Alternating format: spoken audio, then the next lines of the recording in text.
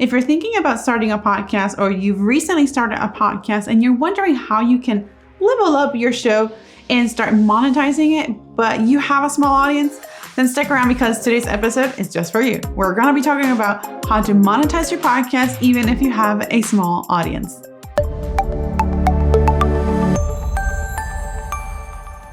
What's up, everybody? Welcome back. I'm Animoto, photographer turned marketing strategist, and in this show, we share a variety of business and marketing tips to include podcasting tips just like this one. So if you are into that type of content, feel free to, I encourage you to click that subscribe button and that like button so that you don't miss out on any upcoming episodes. So let's go ahead and dive into today's topic. So we're going to be talking about podcasting and monetizing. So let me walk you through a little bit of my own podcast, the Focus and Bloom podcast. And this show, I created it just before the start of the pandemic, so February 2020.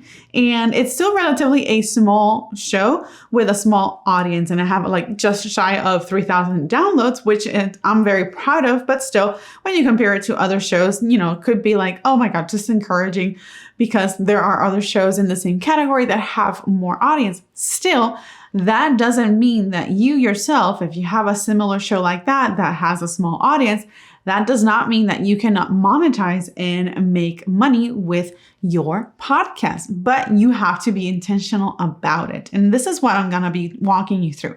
So if you see me looking here, I'm just going over my notes, and let me tell you this. The Focus and Bloom podcast is a business and marketing podcast for creative entrepreneurs and photographers.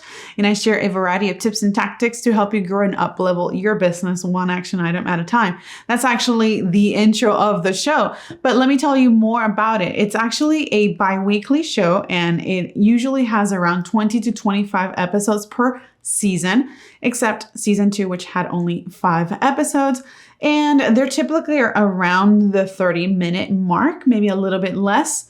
And it's mostly a mix of solo episodes with yours truly and also episodes with different guests. And we're talking about marketing things like Pinterest, Instagram, all that fun stuff, video. So that is a quick overview of what my podcast is. And it's available on major platforms like iTunes, Spotify, Amazon Music, and all of those fun stuff. And then the video podcast version, the video version is available here on YouTube. So let me walk you through 5 steps that you should take into consideration if you want to start monetizing your podcast, even if you have a small audience. So step number 1 is you want to treat your podcast as part of a funnel that will allow you to convert it into a lead making machine. What does this mean? Well, it's not just creating episodes for the sake of creating, because if you already started, you realize that there is a lot of time involved in it. And if you're just new to it, there is a lot of time involved in it, but you want to be consistent about it though. Making sure that your podcast lives inside a funnel that is then connected to other parts of your business is going to be very instrumental in making or helping you make this podcast and more consistent, but also to monetize it and, get some return on investment. Number 2, you want to start talking about your offers and your products in your episodes. And you can do this in a variety of ways. You can do this very nonchalantly, very casual and organic, where you can kind of say it's an indirect sale. You can do that at the very beginning of the show, right before you start talking about that day's topic, right after the bumper or the intro portion of your show. And then you can also include it as actual ad breaks within the show. It could be like a mid ad break, or you can add it at the very end. Some shows also have some ads in the beginning. You want to pace it out and balance it out because you don't want your audience to feel like this is just a show based on just a bunch of sales pitch. So be very cautious about it because you still want to use the platform as a way to amplify your authority in your specific market, in your specific niche. So be mindful of how you're presenting these offers as part of your podcast. Step 3 is that you need to share your freebie, your free opt-in, your resource or freemium, whatever you want to call it. This is a really great way to, 1, start growing your audience.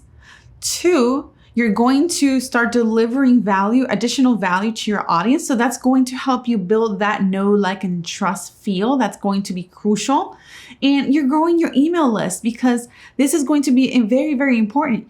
Remember, you could have 10,000 followers and none of them buy from you, and none of them are actual loyal followers. You can have 100 followers and you just need 5 clients and you get them from those 100 followers. So see where you can really monetize even if you have a small audience. Remember, even if you don't have a large audience, you can still grow your business, grow your podcast, monetize it, and hit those financial goals that you probably are setting for your own business and the lifestyle that you want to build. Another thing that I want to mention or point out when it comes to building a list is that whenever you are going to launch a new series, launch a new product, or maybe put together a special sale for a particular season throughout the year, like if you're a photographer and you have a photography podcast and you want to launch a sale, a print sale, or a mini session for the fall, for an example, then that would be great to market to this audience first, because then as an incentive of them being a loyal follower, loyal subscriber, you can probably give them an extra perk. Could be an extra print, or it could be an additional service, whatever you think would fit best for your business. That could be an extra perk just because they are part of your subscriber list. Step 4. You need to be on other people's podcasts. So become a podcast guest. And if you're tuning in on this video and you still don't have a podcast and you're maybe considering it, even if you don't have a podcast yet, you can still be on other people's podcasts. And that could be a really great way to start leveraging your authority and the influence that you can create by being a guest on other people's podcasts. So this is another way that you can start leveraging up and amplifying your influence with podcasting. And I have a video on benefits on podcasting specifically. So I'm going to add the card somewhere around here so you can check that one out. I'll also include it at the end in the end cards so that you don't miss out on that one, just to see some of the benefits that podcasting can bring to you as you're building a brand and you're building a business. Number 5, promote your podcast on Instagram. This is actually how I promote the Focus and Bloom podcast. I use Instagram mainly, and how I do this is I share a variety of stories. When I'm recording, I'm sharing a variety of carousels, reels that I take from the actual video recording, because I have a video podcast. I just grab a couple of highlights from the episode and then I make those into reels and I share them. In addition, I sometimes create reels that are not grabbed from the actual episode, but are inspired by topics that are presented in the episode. So this way I'm bringing a different feel and a different look of within the content that I'm creating. It could be more entertaining, it can be silly, it can be funny, but still I'm pointing them to the podcast episode. I'm pointing to some educational content that is referenced within the podcast episodes. I do carousels and I do individual posts. So these are things that you can use to promote your podcast on Instagram specifically. You can definitely promote it in other platforms like Pinterest, for example. You can create a blog post on your website and then pin that and share that on Pinterest. So there's really a variety of ways that you can promote your podcast, but you have to promote your podcast. Period. So finally, how am I personally monetizing my podcast, the Focus and Bloom podcast? Well, I've been doing it in 2 ways.